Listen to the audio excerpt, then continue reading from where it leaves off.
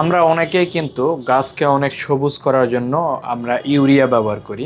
Urea আমাদের কাছে রয়েছে, অথবা জৈব সার ব্যবহার করলে সেটি তো আলাদা রয়েছে। তবে ইউরিয়া সব সময় পাওয়া যায় না, সেই ক্ষেত্রে এসিআই কোম্পানি দেখবেন একটা তৈরি করছে তারা অ্যামোনিয়া নামে। তো এটিতে এই যে নাইট্রোজেন যেটা রয়েছে এটা ইউরিয়ার কাজ করে, নাইট্রোজেন সাথে সালফারটাও রয়েছে। তো এটি কিন্তু ইউরিয়ার পরিবর্তে আপনারা ব্যবহার করতে পারেন, অথবা আপনাদের যেই সব গাছে নাইট্রোজেন আর সালফারের অভাব রয়েছে সেটাতে আপনি এটি করতে পারেন।